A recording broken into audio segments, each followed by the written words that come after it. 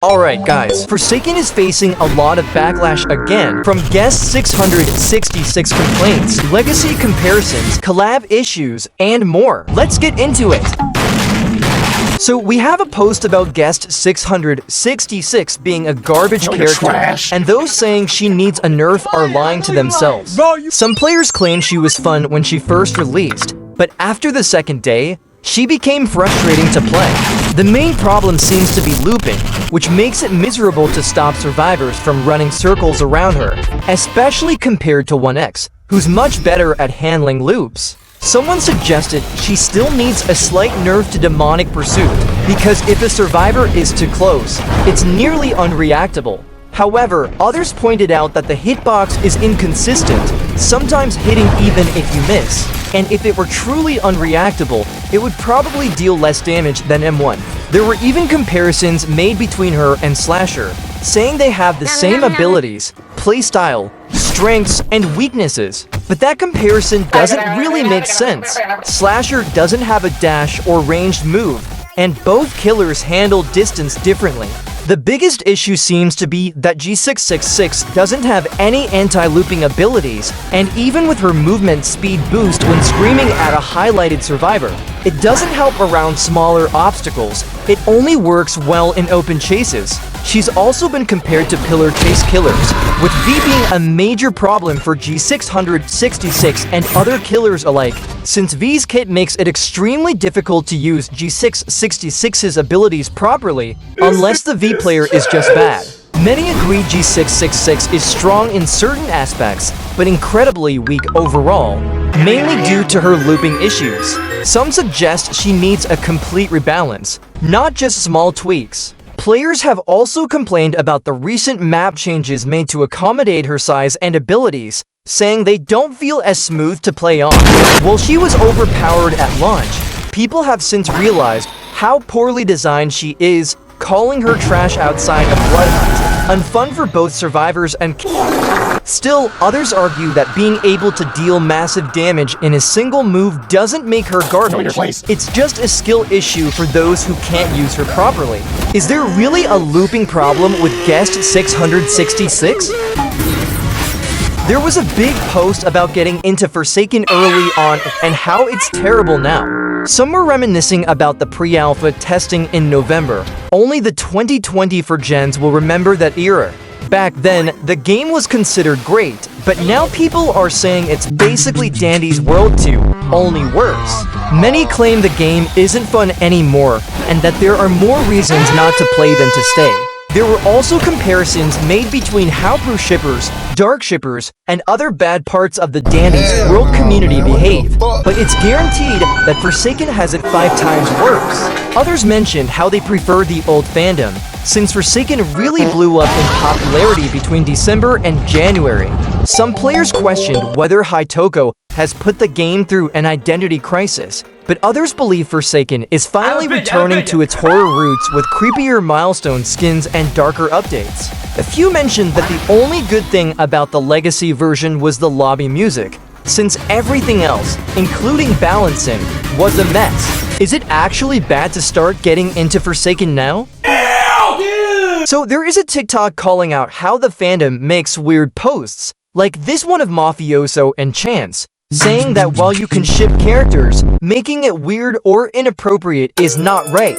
Mafioso looks around 40, while Chance appears way younger, and the way the art was drawn just isn't okay. The ship itself is toxic and definitely a mischaracterization, which has led many people to say that the community is devolving. The worst parts of the Forsaken fandom have started to spread into Die of Death, and this could easily lead to another wave of weird shipping and mischaracterization problems, something that's already happening in other games too. People also pointed out that Mafioso doesn't even have those body features, and portraying him that way just makes the character overly sexualized when they're literally Roblox characters. Many are saying people need to stop taking shipping too far, especially with the weird side of the fandom being so much worse on Twitter. This problem also happens with Elliot, who's constantly portrayed as a twink and made to look helpless, degrading him instead of letting him be his own person.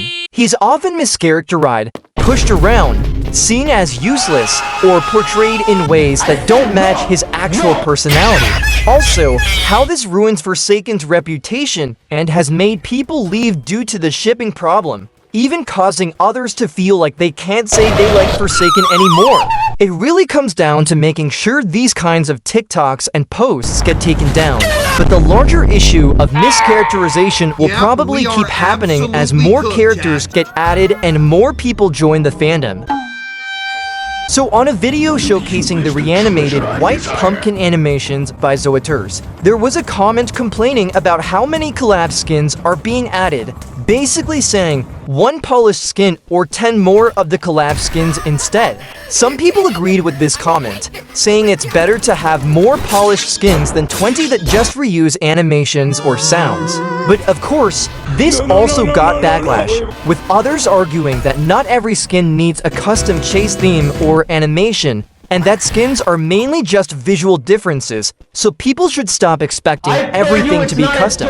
Well, that point was a bit of a contradiction, but this doesn't mean every skin needs to be visually distinct in terms of animations. That's what the model is for.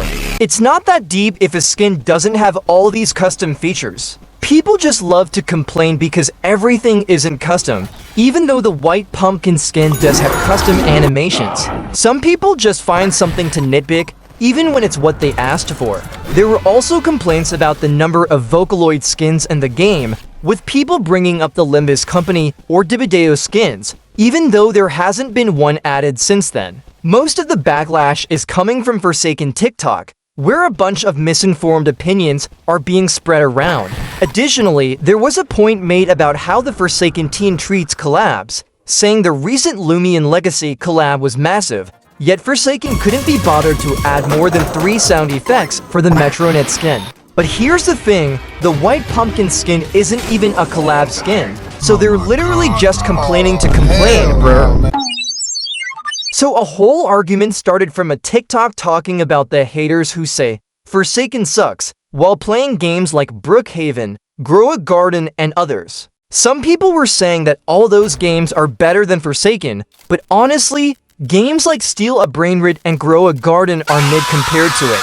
This could have just been rage bait, but overall, it's the user's personal opinion on Forsaken. It's not really possible to compare Brookhaven and Forsaken, since they're into completely different genres. Who's worse, the haters of Forsaken or the players? Then a bunch of people started calling Forsaken a bad copy of Dead by Daylight, even though the game is only inspired by it. People keep saying Forsaken copied the exact mechanics and everything about DBD, which doesn't make sense. It's like saying every asymmetrical horror game that came after DVD is automatically a copy. Forsaken keeps trying to fix things, but with all these problems returning again and again, what can they even do at this point? Subscribe and hit the bell for more Forsakening it.